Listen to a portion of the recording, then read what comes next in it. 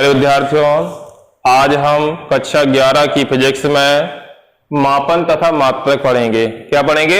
मापन तथा मात्रक। तो चलिए इसके पहले हम कुछ जान लेते हैं कि भौतिक विज्ञान मतलब फिजिक्स मतलब भौतिक विज्ञान मतलब भौतिक विज्ञान है क्या, इसके बारे में जानेंगे। इसमें जैसे हमें सबसे पहले पढ़ना है भौतिक विज्ञान। इस भौतिक विज्ञान को हम भौतिकी भी कहते हैं। क्या कहते हैं? भौतिकी।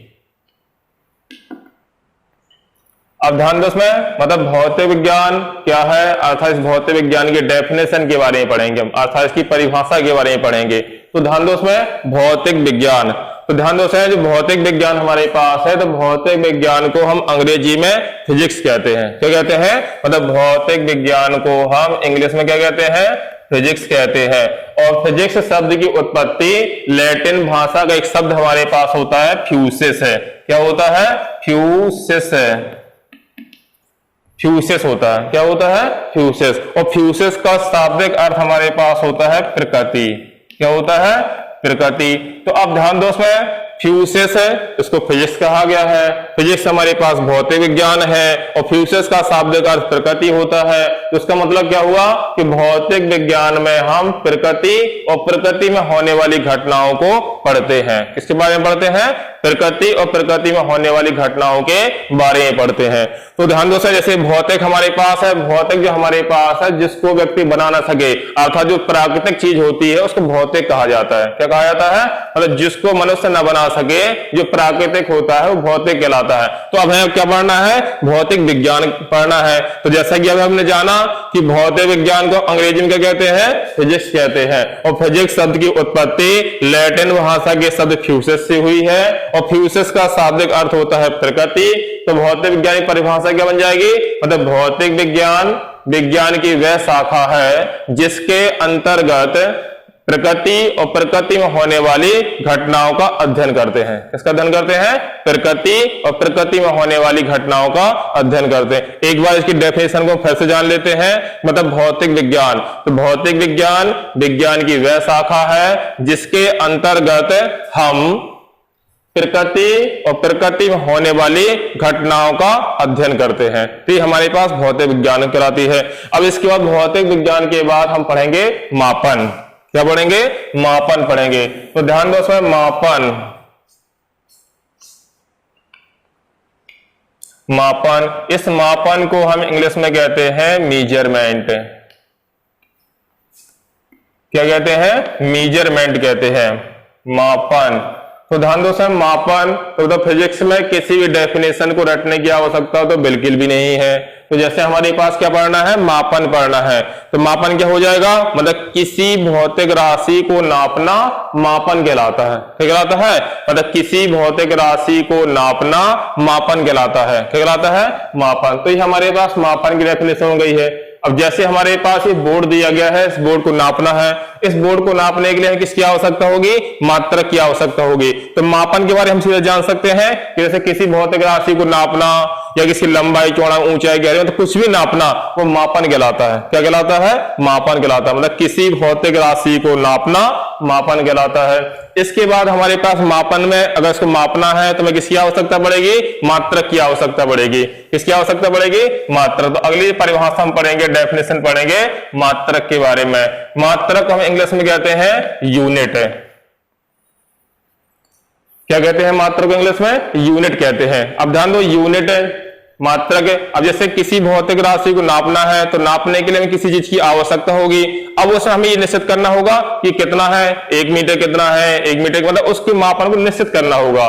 तो क्या करना होगा? निश्चित करना होगा। तो ये मात्रक कहलाएगा। समझ में आ रही है? जैसे हमें क्या करना था, इस बोर्ड की लंबाई को नापना है तो नापने के लिए किसी यंत्र की आवश्यकता होगी या किसी मात्रक की आवश्यकता होगी। तो मात्रक क्या होता है तो हम इसके बारे में जानेंगे। तो मात्रक हमारे पास क्या है? अब ध्यान दो, उसमें मात्रक है किसी भौतिक राशि को नापने के लिए या किसी भौतिक राशि के मापन के लिए चुने गए निश्चित मानक को मात्रक कहते हैं। क्या कहते हैं? मतलब किसी भौतिक राशि के मापन के लिए या किसी भौतिक राशि को नापने के लिए चुने गए निश्चित मानक को हम मात्रक कहते हैं। जैसे अगर हम मान लेते हैं हमारे पास मान लो 1 मीटर है, माना क्या है ये? एक मतलब निश्चित चुना गया है। तो इतनी जो लंबाई हमारे पास है वो 1 मीटर है। अब जैसे इस बोर्ड की लंबाई नापना है, 1 2 3 4 5 इस प्रकार से नापेंगे। तो जैसे हम मान लो इसको नापते हैं तो कितना हमारे पास आता है, मान लो कितना आ जाता है 15 मीटर आ जाता है।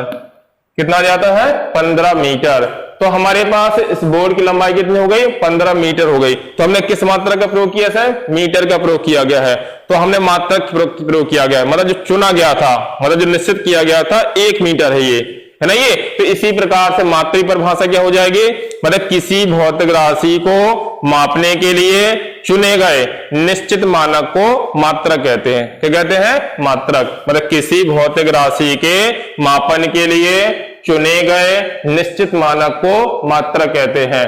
और इस मात्रक को हम इंग्लिश में यूनिट कहते हैं, इसीलिए इसको हम स्मॉल यू से प्रदर्शित करते हैं। किससे करते हैं, स्मॉल यू से। समझ में आ गया होगा। जैसे अभी हमने नापा था, इसकी बोर्ड की लंबाई कितनी आई थी 15 मीटर आई थी। तो मीटर तो हमारे पास क्या है, मात्रक है। और जो 15 हमारे पास संख्यात्मक मान है, इसको आंकिक मान कहते हैं। क्या कहते हैं, आंकिक मान। अर्थात हमने क्या किया, इस मीटर का 15 बार प्रयोग किया। कितने बार प्रयोग किया, 15 बार। तो जितने बार उसका प्रयोग करते हैं वो संख्यात्मक मान या आंकिक मान कहलाता है। क्या कहलाता है, संख्यात्मक मान या आंकिक मान कहलाता है। तो जैसे अगली डेफिनेशन हम पढ़ेंगे आंकिक मान के बारे में। किसके बारे में, आंकिक मान, जिसको इंग्लिश में कहते हैं न्यूमेरिकल वैल्यू। Numerical value. अब ध्यान दो, आंकिक मान क्या है। अब वो हमारे पास ये 15 जो हमारे पास ये आंकिक मान है। अब हमें क्या निकालना है, इसकी डेफिनेशन निकालना है। तो माप, अब आंकिक मान की परिभाषा क्या हो जाएगी, किसी भौतिक राशि की माप में संख्यात्मक मान को, किस मान को, संख्यात्मक मान को आंकिक मान कहते हैं। मतलब सबसे सरल डेफिनेशन, मतलब रटने की आवश्यकता बिल्कुल नहीं है। हमने क्या किया था, इस बोर्ड की लंबाई को 15 मीटर नापा, तो हमने मीटर का 15 बार प्रयोग किया। तो जितने बार हमने मात्रक का प्रयोग किया तो उस संख्या को हम क्या कहते हैं, आंकिक मान कहते हैं। तो आंकिक मान की परिभाषा हम कई प्रकार से डेफिनेट कर सकते हैं। जैसे एक परिभाषा तो हो जाएगी, मतलब रटने की आवश्यकता बिल्कुल नहीं है, किसी भौतिक राशि की माप में, ये ना, किसी भौतिक राशि की माप में संख्यात्मक मान को आंकिक मान कहते हैं। क्या कहते हैं, आंकिक मान। दूसरी डेफिनेशन क्या निकाल सकते हैं, किसी भौतिक राशि की माप में मात्रक का जितने बार प्रयोग किया जाता है, मात्रक का जितने बार प्रयोग किया जाता है तो उस संख्या को हम आंकिक मान कहते हैं। केवल कहने का तरीका चेंज हो गया, दोनों का अर्थ क्या हमारे पास है, समान है ये। तो ये हमारे पास हो जाएगा आंकिक मान। समझ में आ गया होगा ये। तो आंकिक मान समझ में आना, एक बार फिर सुन सकते हैं, किसी भौतिक राशि की माप में संख्यात्मक मान को आंकिक मान कहते हैं। क्या कहते हैं, आंकिक मान। इसे इंग्लिश में कहते हैं न्यूमेरिकल वैल्यू, इसीलिए हम इसको प्लस करते हैं स्मॉल एन से। किससे करते हैं, स्मॉल एन से प्लस करते हैं। तो ये हमारे पास मात्रक और आंकिक मान हो गया। अगला हम पढ़ेंगे मात्रक तथा आंकिक मान में संबंध। मात्रक तथा आंकिक मान,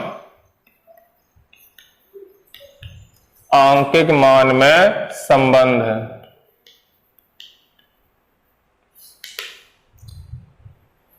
मात्रक तथा आंकिक मान में संबंध। तो ध्यान दो है, मात्रक तथा आंकिक मान में संबंध। तो ध्यान दो है, मात्रक आंकिक संबंध क्या होता है, मात्रक आंकिक मान के व्युत्क्रमानुपाती होता है। जो मात्रक हमारे पास क्या होगा, मात्रक आंकिक मान के व्युत्क्रमानुपाती होता है। अर्थात u समानुपाती 1/n, या कह सकते हैं u व्युत्क्रमानुपाती n। जिस समानुपाती चिन्ह को हटाएंगे तो एक स्थिरांक हमारे पास आ जाएगा। तो u बराबर आ जाएगा k गुणा 1/n। कैसे गुणा करेंगे इसमें, तो हमारे पास आ जाएगा nu बराबर k, जहां k हमारे पास क्या है, जहां k बराबर हमारे पास है स्थिरांक। क्या है के, स्थिरांक। तो हमारे पास आ गया nu बराबर k। अर्थात हम कह सकते हैं कि आंकिक मान तथा मात्रक का गुणनफल नियत होता है। जैसे हमारे पास 15 मीटर आया था, तो इस बोर्ड की लंबाई निश्चित है, कितनी है, 15 मीटर। तो मात्रक तथा आंकिक मान का जो गुणनफल होता है ये नियत होता है। क्या होता है, नियत। तो आज के लिए इतनी पर्याप्त है। अगली वीडियो हम ये जानेंगे कि मात्रक आंकिक मान के व्युत्क्रमानुपाती कैसा होता है, इसके बारे में विस्तार से पढ़ेंगे। आज के लिए इतनी पर्याप्त है। धन्यवाद। Hey there. Subscribe to my channel. and also press this bell icon.